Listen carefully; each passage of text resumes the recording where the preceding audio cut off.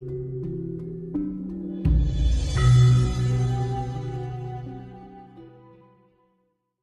Mbak Kristanti lagi kan, Budi. Lalu bagaimana dengan orang yang bekerja misalnya dagang dan dagangannya laris, tapi keuangannya tidak berhenti? Maksudnya gimana ini? Dagangannya laris, tapi keuangannya itu maksudnya gini mungkin ya, selalu habis terus gitu mungkin ya. Gimana itu? Jadi dia proyeknya besar, tapi yang dia masuk rekening sedikit kayak case-case seperti itu kan banyak tuh. Gimana tuh? Itu ada banyak tuh namanya rezeki masuk, bocornya besar. Itu biasanya rezeki bocor ya. Iya, rezeki bocor. Jadi uang datang itu cuma numpang lewat gitu. Kebanyakan kayak gitu. Ya itu biasanya orang itu sendiri, dari diri orang itu sendiri. Jadi dia harus ngambil waktu tenangin diri. Nanti biar dia tahu bilang, aku nih kenapa? Nanti akan muncul nanti dari batin tuh, dia akan jadi tubuh manusia ini otomatis. Jadi kalau dia berhasil mencapai tenang, dia bilang, apa yang salah saya atau apa yang saya mesti lakuin. Nanti akan muncul seperti rekaman. Nah, itu biasanya dipengaruhi oleh orang itu sendiri. Itu kenapa? Rezeki udah datang itu. Ini poin utama tetap orangnya ya kan? Iya, tetap orangnya. Iya sih, relate banget ya, karena aku dulu juga pernah ngalami hal seperti itu. Terus akhirnya aku sepakat dengan diriku sendiri, oke, mulai bulan depan hal ini nggak boleh terjadi dalam hidupku. Itu aku ulang-ulang terus, aku repetisi terus gitu. Terus akhirnya aku ketemu solusi-solusi gitu. Oke, saldo minimal harus berapa gitu. Ya, jadi ketika kemudian udah mau sampai misal kayak kita mungkin nyamannya di 100 juta misalnya ya, atau 200 misalnya gitu. Ya udah, ketika sisa saldo 205 itu harus benar-benar berhemat, jangan sampai tembus di bawah 200 dan lain sebagainya gitu. Ini kan bisa disiasati sendiri gitu ya. Jadi sekali lagi poinnya itu ada di orangnya. Jadi contohnya gini Pak, misalnya kita ada si Agus misalnya. Si Agus ini bekerja dapat gaji bulanan. Terus dia mau beli mobil, nggak tebeli. Akhirnya dia kredit, akhirnya dia kan harus ngangsur tiap bulan. Dan akhirnya terbeli mobil itu. Jadi orang tuh harus gitu, harus punya target, yang itu baru dia bisa. Kalau dia misalnya, harusnya sebenarnya kalau dia tabung baik-baik, dia terbeli mobil itu cash. Nah, jadi manusia tuh kayak gitu, harus dibentuk bener. Iya Mbak Kinasih, itu masukan saya seperti itu karena saya ngalamin sendiri gitu. Jadi misalnya Mbak nyamannya di saldo 200 kan tetap tenang meskipun Nara kan tetap tenang gitu ya. Tapi kalau udah ke bawah biasanya ketika kita khawatir itu makin ada aja kebutuhan tidak terduga gitu. Makanya harus pinter-pinter ngatur lah ya.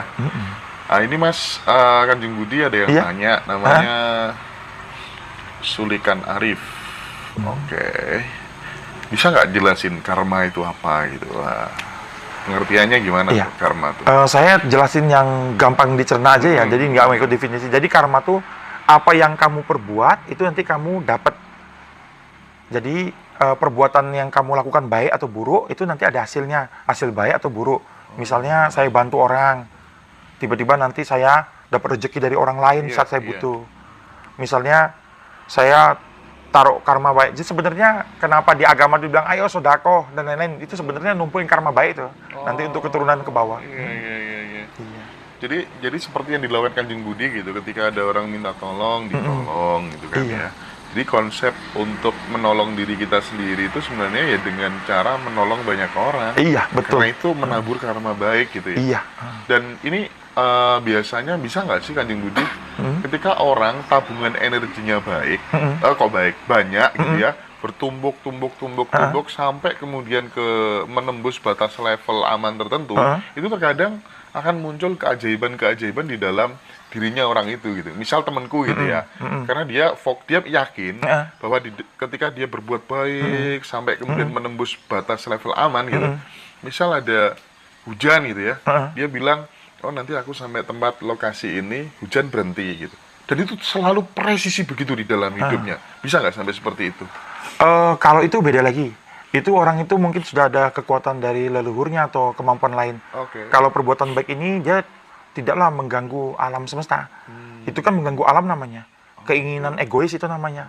Saya makanya kan bilang saya tidak pernah lagi mau nahan hujan dan lain-lain. Itu kan egois.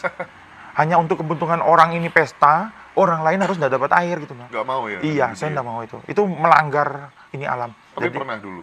dulu pernah. Itu Karena pakai kan metode- dibayar metode dulu, apa iya, gitu? bayarnya. Pakai metode apa gitu? Metodenya banyak. Kalau yang dari Islam ada ayatnya kan, Iya. Al-Kahfi ya kalau salah itu. Iya. Nah, itu nanti digeser-geser. Kalau dalam hipnoterapi, jadi hipnoterapi yang paling hebat.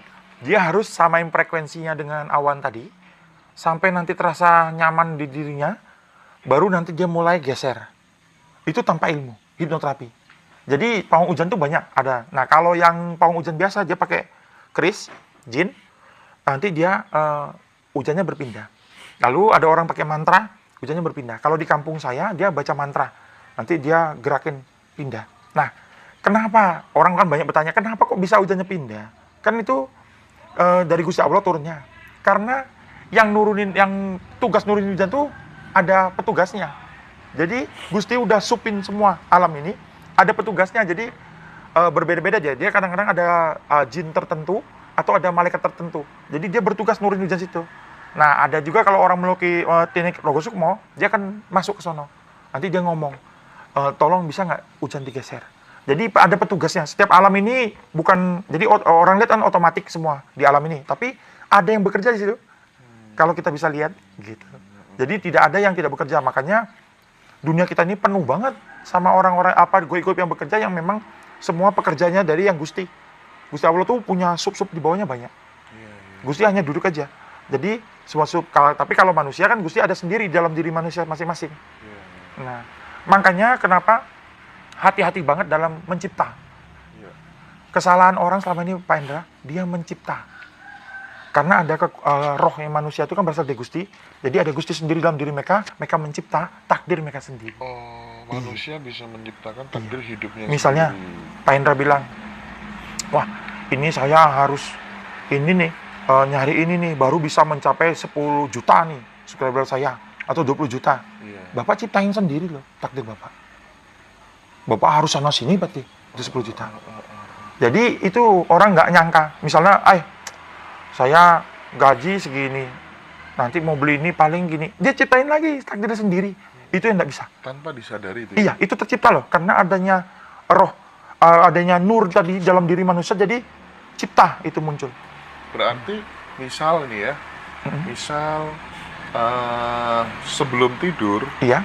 seseorang nekat gitu ya. Heeh. Aku ingin meninggal Heeh. tahun sekian, Heeh. hari ini, jam sekian, tanggal sekian Heeh. gitu. Dan itu diulang-ulang terus. Heeh.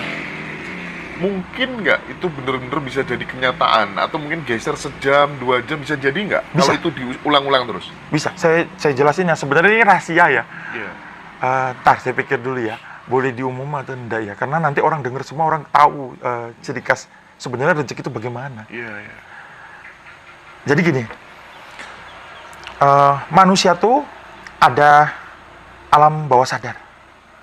Biasanya alam bawah sadar tuh bisa dibentuk masa depan kita besok di saat kita mau tidur. Jadi di saat kita ngantuk banget itu antara mau tidur dan nggak mau tidur, muncul karena perkataan apa yang akan dapatkan besok. Nah, itu sebenarnya selama ini yang dilakukan beberapa orang-orang pintar yang lain, tapi mereka nggak akan muncul. Nanti kan katanya ngikutin dalam dunia ini. Tapi sebenarnya sama itu. Mereka kan pakai mantra. Bacaan mantra gini sebelum tidur itu jatuhnya sama sebenarnya. Itu menyuges diri, masukin rencanamu. Jadi kalau dulu bapak saya bilang, ingat loh kata dia, yang terjadi hari ini cuma hari ini. Di saat kamu tidur, matahari udah tenggelam. Itu udah lain cerita besok. Jadi bapak saya nganjurin saya tuh buang air besar tuh di 2 waktu. Pagi subuh sekalian sama malam sebelum tidur. Jadi bapak saya bilang kalau bangun tidur langsung buang air besar, manusia di saat buang air besar dia mencapai titik rileks, bener. Bisa mikirin apa aja. Saya rancang masa depan saya hari ini. Hari ini saya mau bikin ini, mau bikin ini. Nah, lalu kalau malam hari saya mau tidur, itu bapak saya bilang, buang air besar dulu. Buang air besar itu kan tuh rileks. Jadi buang air besar tuh posisi rileks manusia paling rileks. Rileks, boleh sampai rokok-rokokan tuh. Ingat, cross check hari ini apa yang udah kita lakuin. Ternyata tadi saya ngomong sama ini, misalnya nyinggung dia, langsung beresin. Ampuni aku, Tuhan, ampuni aku tadi nyinggung dia. Itu selesai satu case. Lihat lagi, tadi saya ada ini. Dan itu kalau dibersihin terus, itu bagus sekali. Jadi kalau mau tidur, boleh bilang, besok rezeki datang sama aku banyak, besok aku sukses, daganganku rame. Dah, tidur. Gitu. Nanti di saat bangun tidur, kalau dia bangun tidur tiba-tiba tidak enak, atau gimana, itu saya anjurin meditasi. Karena tidak boleh hari diawali tidak baik. Maksudnya tidak enak, kecut, marah, tidak bisa.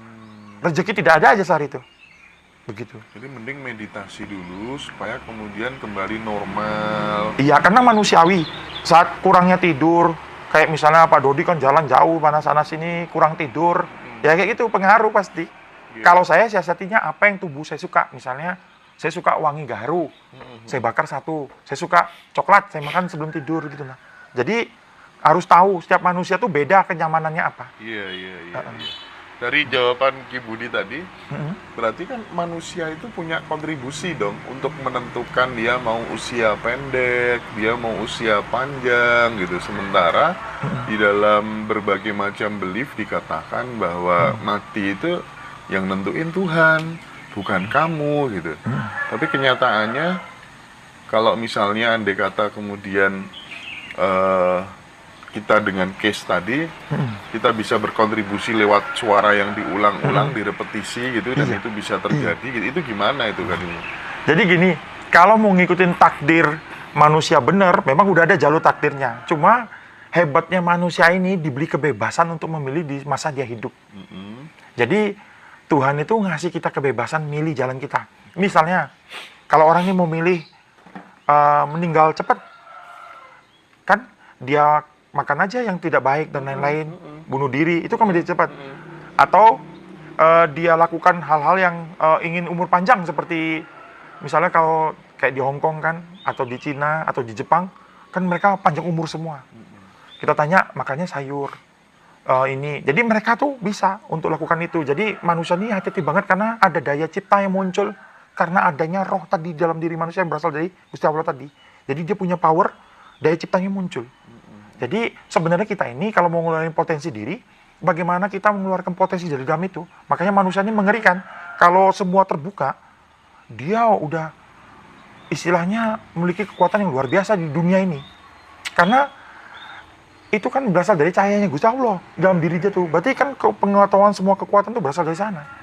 Jadi Tuhan sebagai kecerdasan semesta, sebagai sumber dari segala sumber dan sebagai kekosongan yang absolut, itu punya kemampuan untuk mencipta. Nah, manusia adalah co-kreatornya berarti ya.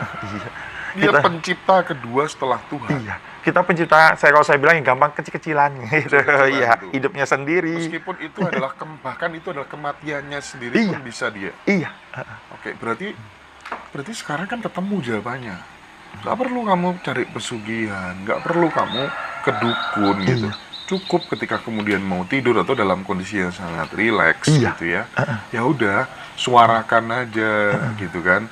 Apa yang ingin kamu capai? Yang penting kamu bener-bener selaras antara pikiran dan perasaan gitu kan.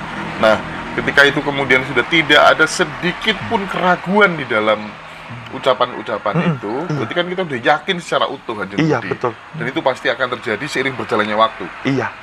Jadi ini sebenarnya rahasia kemakmuran itu yang orang sampai bertanya ke orang pintar dan lain-lain.